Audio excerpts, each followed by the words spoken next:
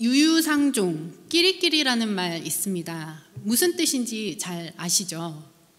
비슷한 사람들끼리 모인다는 말입니다. 살아온 환경이나 관심사가 비슷한 사람들끼리 모였을 때 쉽게 친해지고 가까워질 수 있습니다. 같은 언어를 사용하고 또 같은 문화와 전통을 공유하고 같은 음식 문화를 가지고 있는 한국 교회에 오는 것이 미국 사회를 살아가는 우리들에게 얼마나 편안하고 좋은 일입니까? 이러저러한 이유로 해서 우리는 비슷한 사람들과 함께 모이는 것을 훨씬 편안해하고 좋아합니다. 그런데 오늘 본문에 나오는 예수님은 우리의 이런 통념과는 좀 완전히 다른 분이셨습니다. 여러분이 생각하시기에 예수님과 비슷한 사람, 예수님과 같이 어울 수 있는 사람이라면 어느 정도의 사람이 돼야 예수님과 유유상종할 수 있다라고 할 수 있을까요? 만약에 오늘 우리 교회에 예수님이 오신다면 예수님을 맞이하러 우리 교회에서 누가 나가면 좋을까요? 사회적으로 지위도 좀 있고 안정되고 존경받는 직업에 돈도 좀 있고 학벌도 어느 정도 있어야 할 것 같고 또 최고급 호텔은 아니지만 깨끗하고 편안한 곳에 예수님을 모실 수 있어야 할 것 같고 최고로 좋은 인류 음식점은 아니지만 분위기 좋고 맛있는 곳에서 식사 대접도 해야 할 테고 또 기왕이면 편안하고 깨끗한 차로 예수님을 모셔서 여기저기 구경도 시켜드려야 할 거고 오며 가며 차 안에서 예수님과 대화를 나눌 수 있으려면 사회, 정치, 경제, 세계 정세 그리고 세계 여러 종교들에 대해 이야기 나눌 수 있는 지식도 있으면 좋을 것 같고 우리 사회에서 일반적으로 귀한 손님을 대접할 때 기준으로 예수님을 모시려고 생각한다면 지금 우리 가운데 그런 자격 기준을 갖춘 사람이 과연 몇이나 될까? 그런 사람들은 얼마 되지 않을 것 같습니다. 그러나 그렇다고 해서 우리가 너무 상심하거나 낙심할 필요는 없습니다.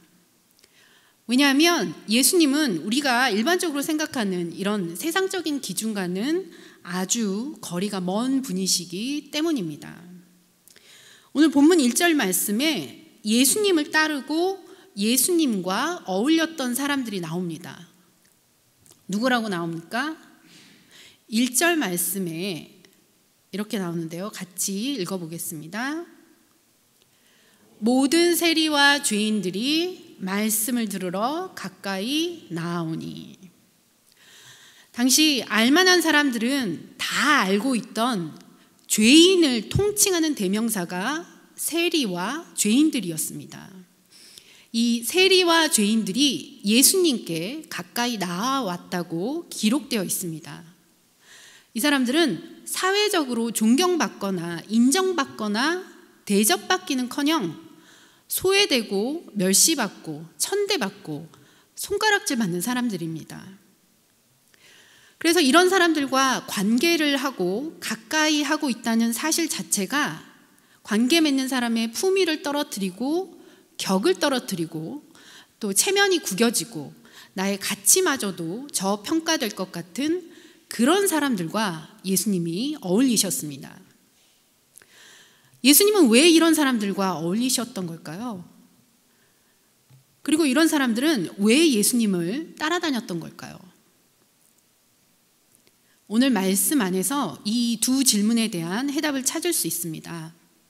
2절 말씀인데요. 함께 읽어보도록 하겠습니다. 바리새인과 서기관들이 수군거려 이르되 이 사람이 죄인을 영접하고 음식을 같이 먹는다 하더라. 우리가 과거에 사용했던 개역 성경에는 바리새인과 서기관들이 원망하여 가로되 예수님을 원망했다고 나옵니다. 원망에 가득 차서 불평하면서 수군거리는 말이 예수님이 죄인이라고 누구나 다 다른 사람들한테 손가락질 받는 그런 사람들을 영접하고 환영하고 함께 식사를 한다는 것입니다. 자기들은 가까이 하지 않고 일부러 거리를 두고 멀리 하는 사람들을 예수님이 환영 좀 하고 식사 좀 같이 했기로 이 일을 원망하고 불평하고 그런 예수님께 원망의 시선을 던지며 수군거릴 만한 일이었을까요? 오늘 말씀을 들으러 온 이 바리새인과 율법학자들, 서기관들에게는 이 일이 그러고도 남을 만한 일이었습니다. 왜냐하면 이 일은 명백하게 율법에 위배되는 일이었기 때문입니다. 당시 유대인들이 지키는 율법 조항이 613가지가 있었습니다. 하나님이 모세를 통해 주신 계명은 10가지였는데 이 10가지 계명을 잘 지키려는 열심히 뛰어나서 10계명을 일상생활과 연결시켜서 법을 구체화시키고 해석하는 과정에서 365가지의 하지 말아야 할 금령과 248개의 해야 할 명령으로 총 613개의 율법으로 세분화되고 확대되었습니다. 오늘 본문에 등장하는 바리새인들과 율법학자들은 613가지나 되는 율법 조항들을 모두 암기하며 의인으로 인정받고 사람들에게 칭찬받기 위해서 최선을 다해 그 율법을 실천하면서 다른 사람들에게 본이 되는 삶을 살기 위해 열심으로 노력하는 사람들이었습니다. 이렇게 일상에서 자신의 열심을 다해서 최선을 다해 율법을 지키려고 노력하다 보니까 자연스럽게 자기 의가 강해지고 높아지게 되었습니다. 그러면서 자기들이 마치 대단한 의인인 양 착각하게 되었습니다. 자기 힘과 노력과 의지로 율법을 다 지켜서 구원의 길에 이를 수 있을 것 같은 착각에 빠지기도 했습니다. 당연하지 않았을까요? 다른 사람은 기억도 못하고 잘 해내지도 못하는 613가지나 되는 율법들을 다 암기하고 기억해서 자기들이 그 율법을 지켜내면서 얼마나 높은 성취감과 우월감에 빠졌을까요? 반대로 그런 율법을 지키지 못하는 사람들을 내려다보고 룩다운 하면서 그 사람들에 대해 평가절하하고 비난하고 비판하고, 물론 속으로 이런 일들을 다 했겠죠. 다른 사람들은 지켜내기 어려운 율법을 지켜냈기 때문에 찾아오는 교만을 아마 스스로도 알아차리기 어려웠을 것입니다. 그런데 율법의 참된 목적은 우리의 죄된 본성을 깨닫고 우리 스스로의 힘과 능력으로는 구원의 길에 이를 수 없음을 알아차리고 고백하게 하는 것입니다. 로마서 3장 20절 말씀에 율법의 목적을 이렇게 설명하고 있습니다. 같이 읽겠습니다. 로마서 3장 20절 말씀입니다. 그러므로 율법의 행위로 그의 앞에 의롭다 하심을 얻을 육체가 없나니 율법으로는 죄를 깨달음이니라.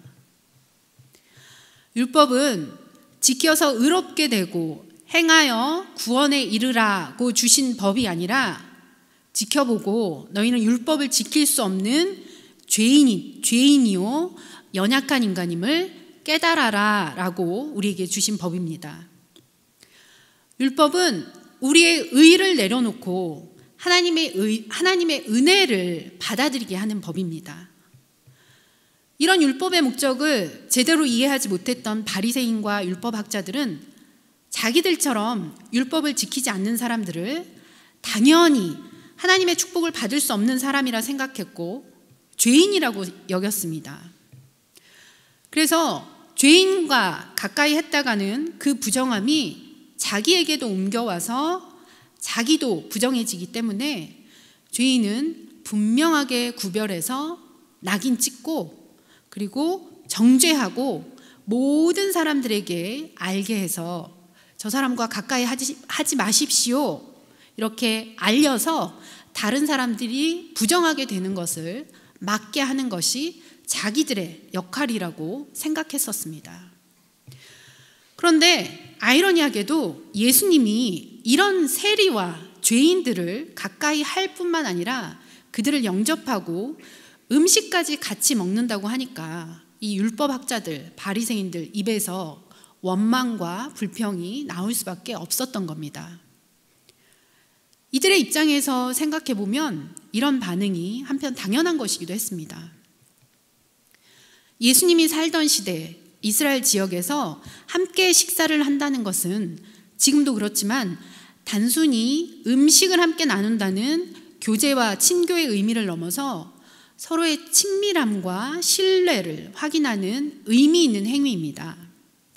이 지역의 사람들은 서로 친밀하고 신뢰할 만한 관계가 형성되어 있다라고 생각되지 않으면 함께 식사 자리를 하지 않았습니다. 음식을 함께 먹지 않았습니다. 따라서 예수님이 이런 사람들과 함께 음식을 먹었다는 것은 그런 죄인들을 적극적으로 용납하고 수용할 뿐만 아니라 그들과 이미 신뢰를 형성하고 특별한 관계가 형성되었다는 것을 의미하는 말이기도 합니다. 밖에 나가기만 하면 사람들이 죄인이라고 손가락질하고 차별당하고 무시받고 배척당하던 사람들을 예수님이 있는 모습 그대로 환영하고 용납해주고 신뢰해주고 믿어주시는데 이런 예수님을 세리와 죄인들이 따라다니지 않을 이유가 없었겠죠. 예수님은 모든 사람들이 자신들을 죄인이라고 딱지 붙이는 것처럼 자신들을 보면서 죄인이라고 딱지 붙이지 않으셨습니다. 그리고 있는 모습 그대로 그 사람의 존재 그대로를 받아주고 인정해주고 그 사람을 귀하게 대하셨습니다. 있는 모습 그대로 인정해 주시고 사랑해 주시는 용납해 주시는 모습을 통해서 이 사람들은 참 자유와 해방 그리고 진실한 사랑을 느끼고 경험했을 겁니다. 덕분에 예수님이 계신 곳이면 어느 곳이든 언제든 그 지역에서 가장 소외되고 비난받고 손가락질 받던 그 사회의 비주류, 가장 마이너리티라고 할 수 있는 사람들이 언제든 예수님 주변을 늘 따라다녔습니다. 오늘 본문의 말씀은 이런 예수님에 대해 불만을 품고 자신을 원망하는 바리새인과 율법학자들에게 예수님이 비유로 들려주신 이야기입니다. 여러분들도 너무나 잘 알고 계시는 이야기인데요.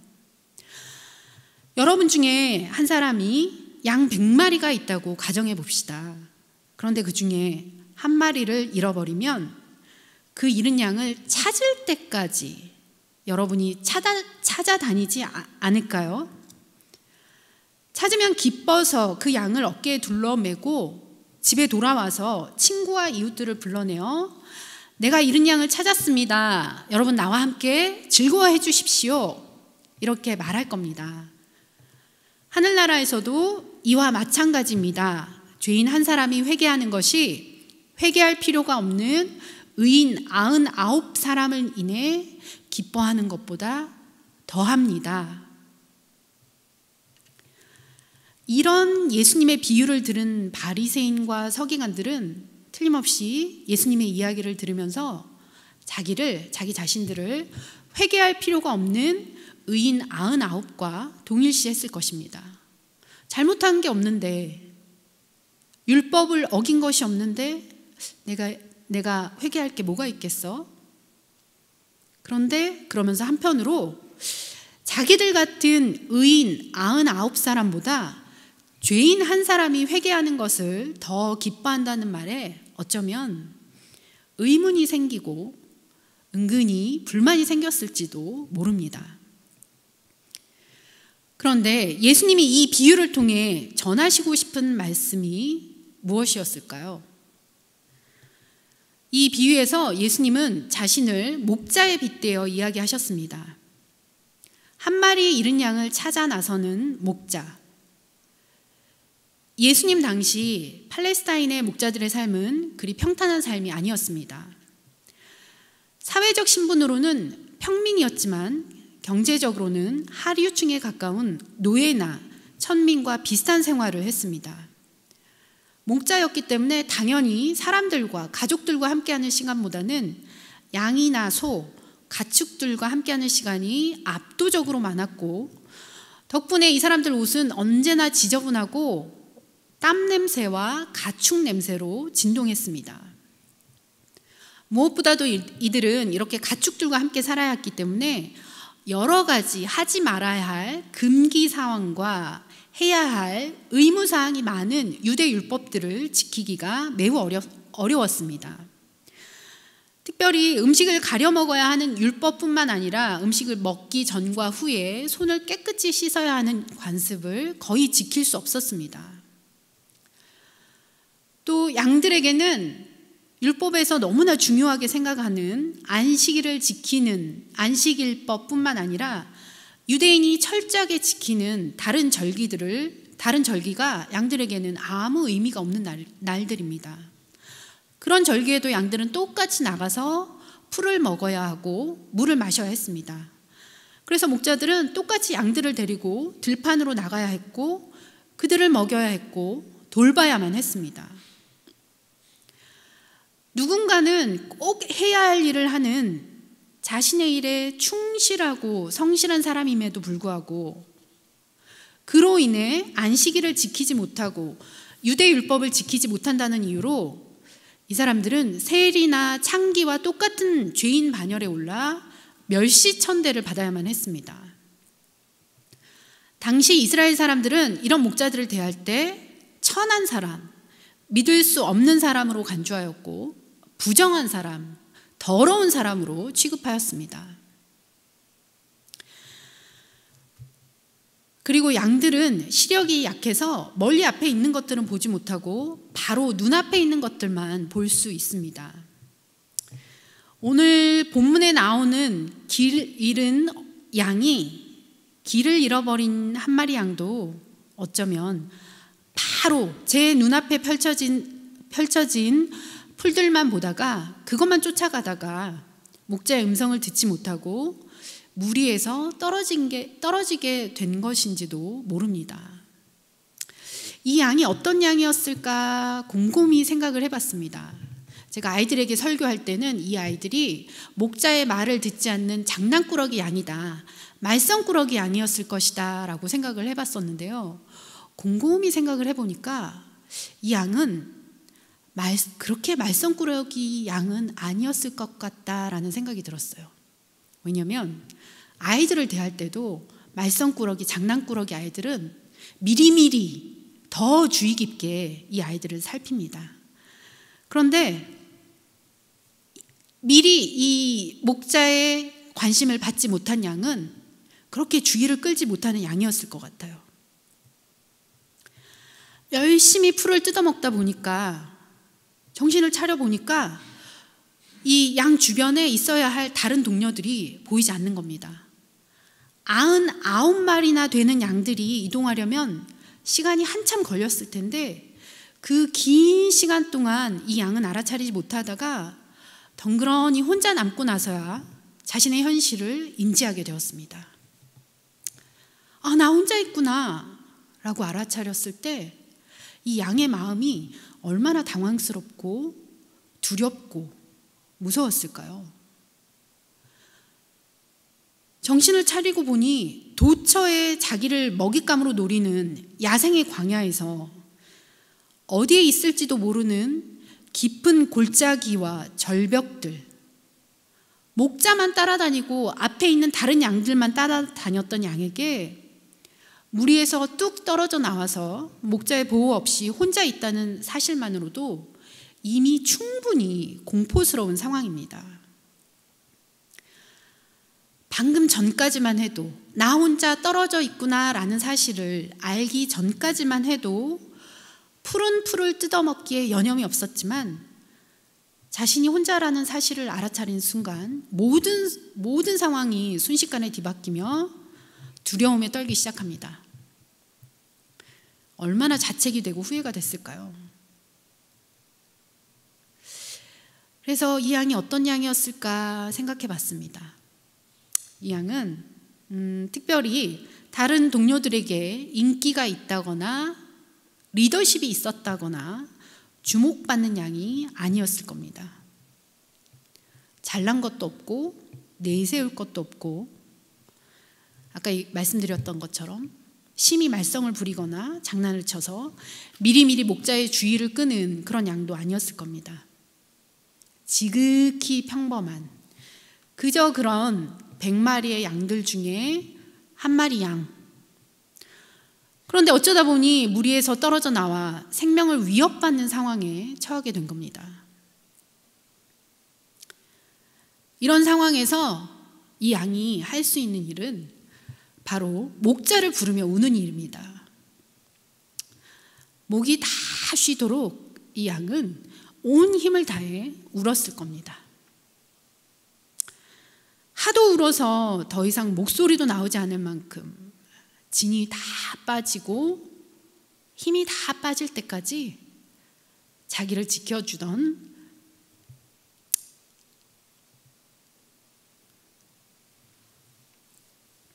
목자를 기다리며 이 양은 울었을 겁니다.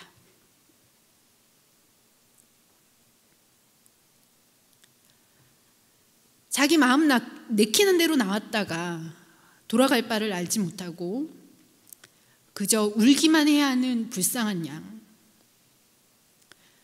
해가 뉘엿뉘엿 저물어가고 어둠이 서서히 깔릴 무렵 무리에서 떨어진 목자 잃은 양에게 더욱더 큰 공포와 두려움이 엄습하기 시작합니다.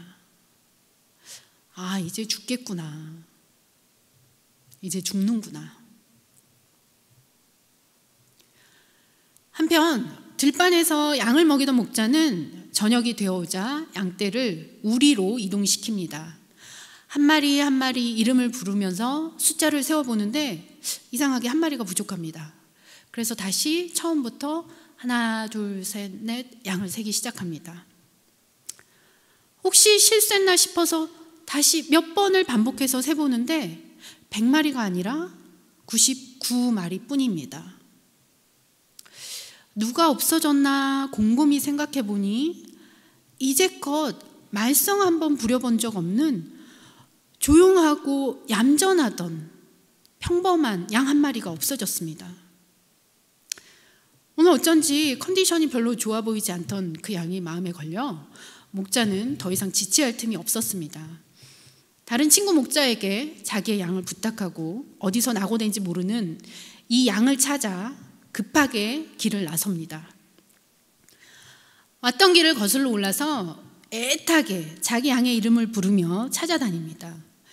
이미 짙게 어둠이 깔린 터라 앞이 잘 보이지 않아서 돌뿌리에 걸려 넘어지기도 하고 나뭇가지에 걸려 넘어지기도 하지만 자기 아픔보다 이 어둠 속 공포에 떨고 있을 자기 약이 생각나서 잠시도 쉴 수가 없습니다.